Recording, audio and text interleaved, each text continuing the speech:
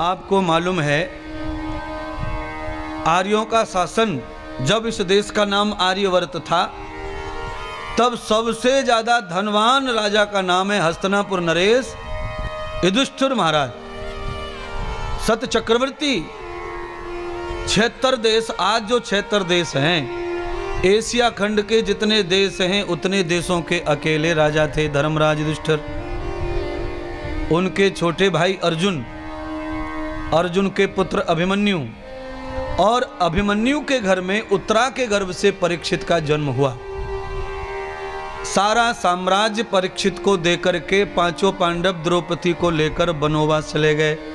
हिमाय गतेन देवकत्यम, हिमालय के लिए चले गए, हिमालय के लिए।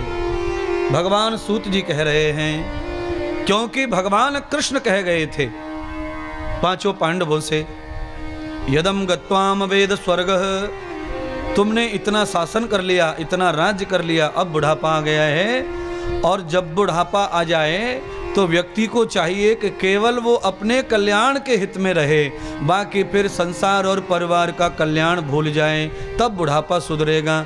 अगर बुढ़ापे में भी कोई परिवार का ही सोचता है तो परिवार सुधरे न सुधरे पर बाबा का जीवन जरूर बिगड़ जाएगा। हाँ, नाती पोते का उद्धार हो न हो पर दादी तू परेशान रहेगी। इसीलिए आप सभी बुजुर्गों से प्रार्थना है कि अब तुम्हारे बुजुर्गों की धर्म यही है कि अब नित्य कल्याण की भावना से जियो। बेटा क्या कर रहा है, बहू क्या कर रही है, नाती पढ़ रहा है कि नहीं पढ़ रहा है, खाना मिल रहा है कि नहीं मिल रहा है, नींद आ रही है कि नहीं आ रही है, ये झंझट में नहीं पड़ना बुजुर्गों को। कैसे रहना चाहिए बुजुर्ग को? मिल जाए तो खा लो पर मांगो मत, मिल जाए तो खा लो पर तो सम्मान बचेगा और भजन भी चलेगा। दिख जाए तो कह दो, मत कहो, ना दिखे तो मत कहो, दिखे तो कहो। ज्ञान मत दीजिए किसी को। अगर तुम्हें बुढ़ापा सम्मान से गुजारना है तो ज्ञान देने की कोशिश मत कीजिए। क्यों? तुम्हारा जो ज्ञान है वो अनुभव का है, सत्य ज्ञान है, पर तुम्हारी औलाद, तुम्हारे नाती पोते जो है ना, उनका किताब का ज्ञान है। किताब के ज्ञान के आगे तुम्हारा ज्ञान शून्य है, ऐसा बच्चे मानते हैं, पर भागवत ऐसा नहीं मानती है। भागवत कहती है किताब का ज्ञान शून्य है, अनुभव का ज्ञान ही सत्य है। यत्तम कर्मणं भूततो व्यात्तम न योग कर्मणा, क्योंकि अपने साथ जो घटता है वो प्रैक्टिकल होता है, और पहले जो कुछ घट गया है वो प्रैक्टिकल नहीं, केवल ऐतिहासिक होता है।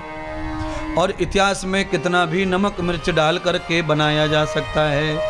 अपवीति को अप ही जानते हैं। इसीलिए अनुभव का तो कमाल ही अलग है महाराज। अनुभव की वजह से क्या होता है, बहुत सारे संकट समाप्त हो जाते हैं। एक गांव में आग लग गई महाराज, एक गांव में आग लग गई, पूरा गांव धूम धूम करके जल रहा है। एक गांव में आग लगी, पूरा गांव धूम धूम करके जल रहा है। सारे लोग अग्नि के डर से भाग निकले गांव छोड़ करके, और दो लोग ऐसे हैं गांव में जो अग्नि में फंस गए, जो निकल नहीं पा रहे। एक दोनों पैर से लंगड़ा था और एक दोनों आंखों से अंधा था। अंधे से न भागा जाए और न लंगड़े से भागा जाए, दोनों बचने की कोशिश कर रहे थे, पर जिधर भागे उधर अग्नि अंधे के सामने आ जाए, और लंगड़े से चला नहीं जाए, अग्नि उसके नजदीक आती जा रही है। अंधा जिधर भागता है उधर अग्नि घेर लेती है, उसे अग्नि का अंदाज नहीं पड़ता। और जिधर लंगड़ा है, बचना चाहता है, अग्नि उसके साथ ही आ रही है, क्यों? उससे चला नहीं जाता। अब ये दोनों की प्राण कैसे बचे? तो दृष्टांत रचयिता कहते हैं कि ये अंधे और लंगड़े दोनों आपस में टकरा गए, और टकरा कर दोनों चिल्ला रहे, भैया मुझे बचाओ, भैया मुझे बचाओ। अंधा लंगड़े को पकड़ कर कह रहा है, भैया मुझे बचा लो। लंगड़ा अंधे को पकड़ कर कह रहा है, भैया मुझे बचा लो। अंधे ने कहा, मैं कैसे बचा लूं, मुझे तो आग दिख नहीं रही है। लंगड़ा कहता है, मैं कैसे बचा लूं, मैं तो आग से भाग नहीं सकता, मेरे दोनों पैर नहीं है। ओहो, कमाल की बात हो गई महाराज। दोनों अनुभवी थे, दोनों के जीवन का प्रैक्टिकल काम कर रहा है, अनुभव काम कर रहा है? अंधे के पास में महेंद्र जी क्या थे? पैर दोनों थे। अंधे ने कहा कि तुम्हारे पैर नहीं है, तुम मेरे कंधे पर बैठ जाओ लंगड़े भैया, और मेरी आंख नहीं है, तुम्हारे पास आंख है, आंख के ऊपर आंख हो जाएंगी, मेरी आंखें नीचे रह जाएंगी, तुम्हारी ऊपर आ जाएंगी। तुम्हारी आंख और मेरे पैर, हम दोनों एक हो जाएंगे तो हम दोनों के प्राण बच जाएंगे। लंगड़े को अंधे ने बिठा लिया, लंगड़ा बैठ गया अंधे के ऊपर। अंधे को दिखाई नहीं देता, पैरों से चलता है, और ऊपर जो लंगड़ा बैठा उसे दिखाई देता है। उसने अंधे को मार्ग दिखाया कि अरे भैया ऐसे निकल चलो, ऐसे निकल जाएंगे। अंधा चलता गया, लंगड़े बैठे बैठे आंखों से दिखाता गया।